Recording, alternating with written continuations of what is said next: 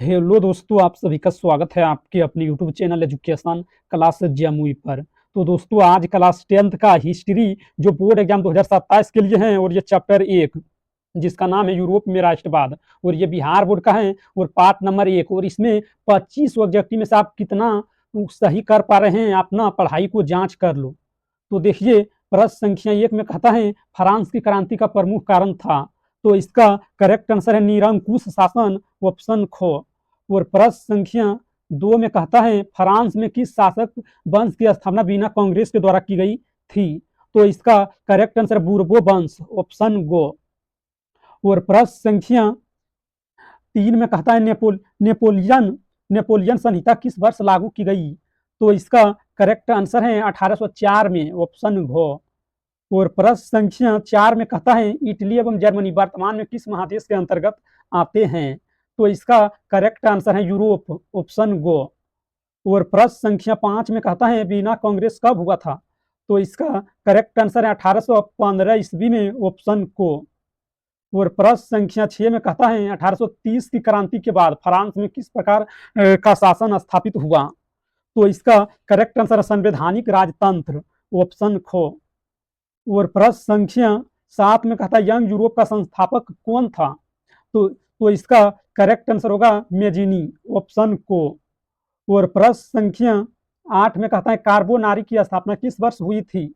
तो इसका correct answer 1810 में, ऑप्शन को। और प्रश्न संख्या 9 में कहता है गैरीबाल्डी पैसे से क्या था। तो इसका करेक्ट आंसर होगा नाविक, ऑप्शन गो। और प्रश्न संख्या 10 में कहता है काउंट कपूर को विक्टर इमैनुअल ने किस पद पर नियुक्त किया। तो इसका करेक्ट आंसर होगा प्रधानमंत्री। इसका करेक्ट आंसर है प्रधानमंत्री। यहाँ किस पद पर नियुक्त किया, यहाँ टाइपिंग में किस पद पर नियुक्त किया, तो प्रधानमंत्री ने, ऑप्शन गो। और प्रश्न संख्या 11 में कहता है इटली के एकीकरण में निम्न में से किसका संबंध नहीं है। इटली के एकीकरण में निम्न में से किसका संबंध नहीं है। तो इसका करेक्ट आंसर है बिस्मार्क, ऑप्शन को। और प्रश्न संख्या 12 में कहता है जर्मनी एवं इटली के एकीकरण के विरुद्ध निम्न में कौन था। तो इसका करेक्ट आंसर होगा ऑस्ट्रिया, ऑप्शन गो। और प्रश्न संख्या 13 में कहता है बिस्मार्क क्या था। तो इसका करेक्ट आंसर है कूटनीतिज्ञ, ऑप्शन घो। और प्रश्न संख्या 14 में कहता है हिगेल कौन था। तो इसका करेक्ट आंसर है दार्शनिक, ऑप्शन गो। और प्रश्न संख्या 15 में कहता है सन 1870 में फ्रांस और पर्शिया के बीच युद्ध कहाँ हुआ था।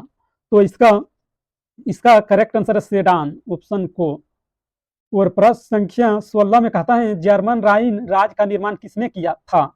तो इसका correct answer Napoleon Bonaparte, option खो। और प्रश्न संख्या 17 में कहता है रक्त एवं लोह की नीति का अवलंबन किसने किया था। तो इसका correct answer Bismarck, option go. और प्रश्न संख्या 18 में कहता है फ्रैंकफर्ट की संधि कब हुई। तो इसका करेक्ट आंसर है 1871 में, ऑप्शन घो। और प्रश्न संख्या 19 में कहता है सेडान युद्ध कब हुआ। तो इसका करेक्ट आंसर है 1870 में, ऑप्शन खो। और प्रश्न संख्या 20 में कहता है जर्मनी के एकीकरण का प्रमुख वास्तुकार कौन था। तो इसका करेक्ट आंसर है बिस्मार्क। इसका करेक्ट आंसर है बिस्मार्क, ऑप्शन घो। और प्रश्न संख्या 21 में कहता है 1871 में कौन सी संधि हुई थी। तो इसका करेक्ट आंसर फ्रैंकफर्ट की संधि, ऑप्शन को। और प्रश्न संख्या 22 में कहता है जर्मनी के एकीकरण के लिए कौन उत्तरदायी था। तो इसका करेक्ट आंसर है बिस्मार्क, ऑप्शन खो। और प्रश्न संख्या 23 में कहता है यूरोप का मरीज किसे कहा जाता था।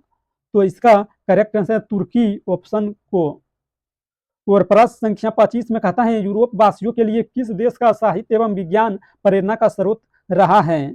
तो इसका करेक्ट आंसर है यूनान, ऑप्शन खो। और प्रश्न संख्या 25 में कहता है यूरोपीय समझौता का पालना किस देश को कहा जाता है। तो इसका करेक्ट आंसर है यूनान, ऑप्शन घो। अगर इस वीडियो पसंद आया तो लाइक करना, और इस चैनल पर पहली बार है तो चैनल को सब्सक्राइब करना, और 25 में से आप कितना सही किए हैं कमेंट करना।